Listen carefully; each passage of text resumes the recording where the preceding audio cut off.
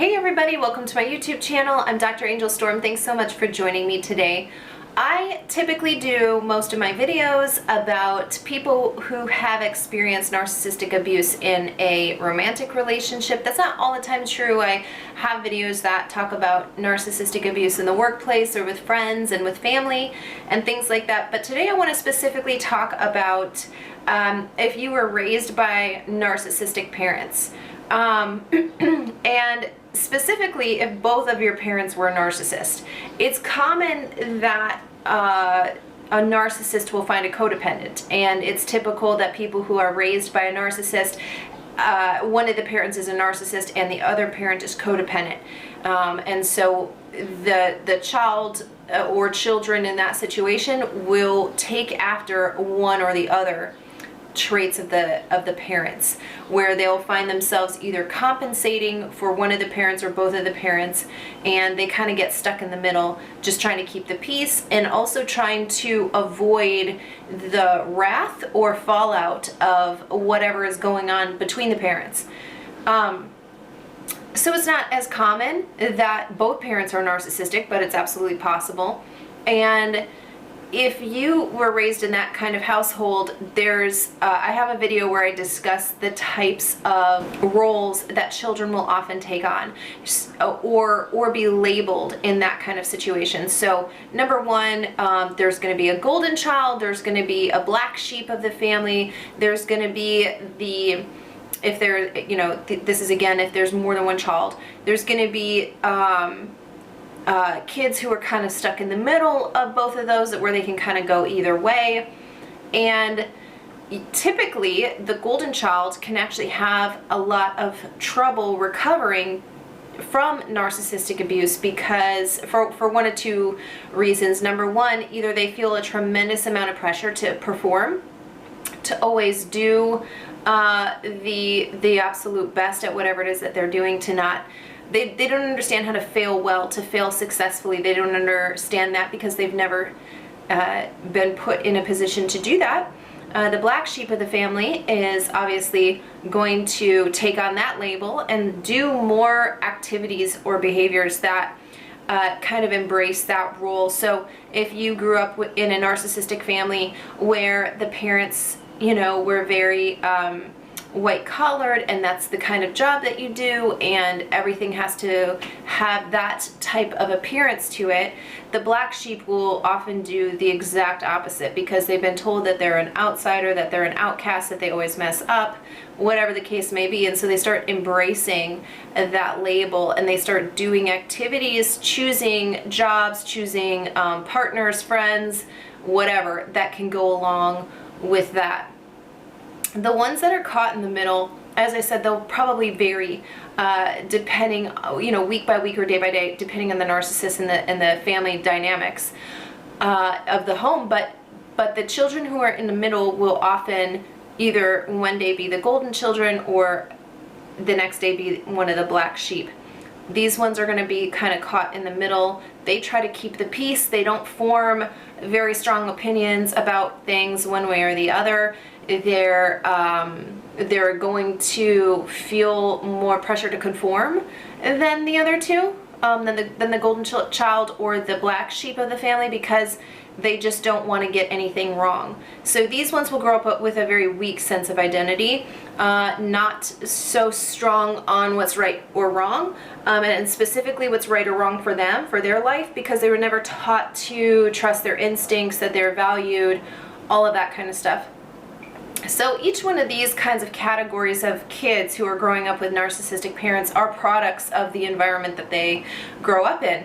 And so it's important to recognize, number one, if you are an adult now, or maybe you're later on into your teen years, and you understand that you're being raised by narcissists, or maybe you're a single parent home and that the one parent that you do have contact with is a narcissist, and you are recognizing that this is the situation that you grew up in, it's important that you understand your dynamic of where you fit into that family.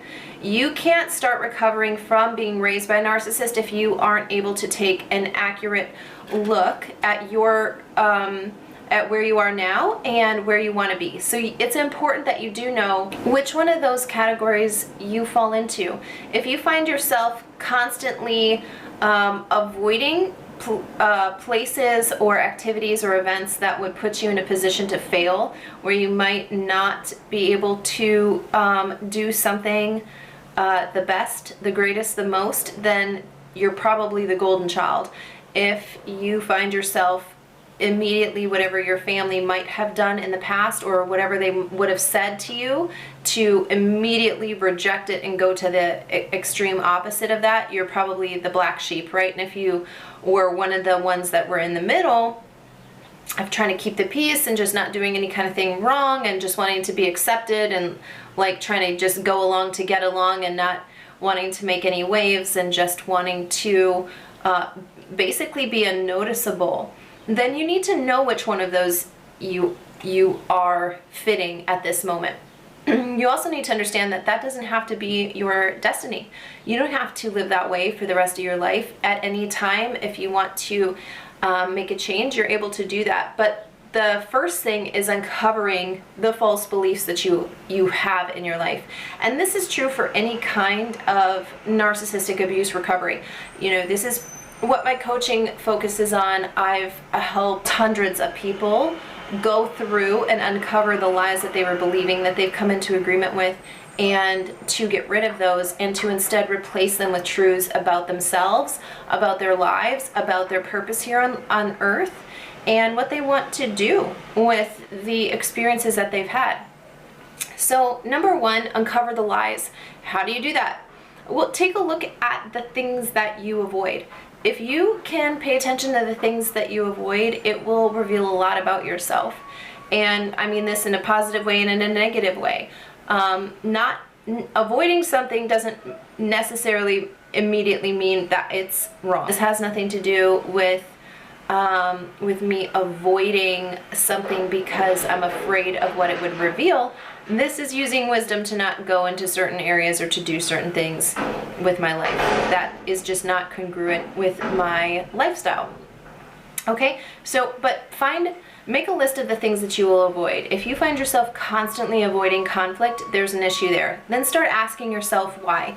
In the link to this, in the description of this video, I'm putting a link to a really quick training on my Instagram that you can check out, where I teach you about the 5 levels of why and why you need to ask yourself 5 times why to get to the real root of why it is that you believe something so strongly. So why you have a false belief is only, or any kind of belief, why you believe any kind of thing is revealed through these 5 whys. So number 1, start figuring out where your false beliefs are. This will take time, and I think that it's really important that you honor the process, that you don't try to just rush through it and try to think of all of the things that you can kind of get it on over with and then move on to a new life. This is part of creating new habits, and this takes time. This isn't done in a single sitting. It's not done overnight. It's taken you a lifetime to get to where you are, and so it's important that you honor the process of uncovering these false beliefs, of accepting that this is where you are right now in your journey, and that you find a healthy belief to come into agreement with in its place. It isn't enough to just uncover the false belief. You have to replace it with a truth. So once you're able to do that, the next part is walking out that truth. So here, let me give you a really good example. Let's say you grew up not really being able to form or enforce boundaries on your own ever. It just wasn't, you were never taught it. It wasn't feasible for you to do that in the kind of household that you grew up in. So one of those things would be understanding that no is a complete sentence. You don't have to justify yourself to anybody about anything. And it's okay to just let your no be no. And that's it. And you don't need to justify or explain or try to rationalize why you've come to a conclusion about why your answer is no to any kind of thing, whether it's a friend who wants to hang out with you or somebody who's asking you to help them with something. It doesn't matter what the situation is. No is a complete sentence. So this can be very difficult for people. Like, we can understand, like, oh yeah, that makes sense, right? And we agree with it mentally. But it is another completely different thing to start practicing that in our lives. So start practicing just saying no. And that's it. No more justification, no explanation, no rationalization, just no. Right? So start implementing the truths in place of the lies, because that is the first way that you will start building a healthy lifestyle for yourself, and it will teach others the way that you want to be treated. You are treated by others the way that you have demonstrated to others that you want to be treated. Others take their cues from you. What you allow is what's going to be allowed. So the first thing that you need to do is start doing this stuff, prioritizing yourself, start really looking at your beliefs and walking those out. It's not enough to just say, like, these are my beliefs. You actually have to do something with them. They need to look like something. So those are the starting places that you can take a look at in your own life if you were raised by a narcissist, and if you are wanting to start making a change in your life. There are more steps after this, but I don't want to give out too much information in this video and overwhelm people, so just start there. And if you guys haven't already, be sure to subscribe to my channel and click on the little bells so that you're notified whenever I upload a new video to this channel.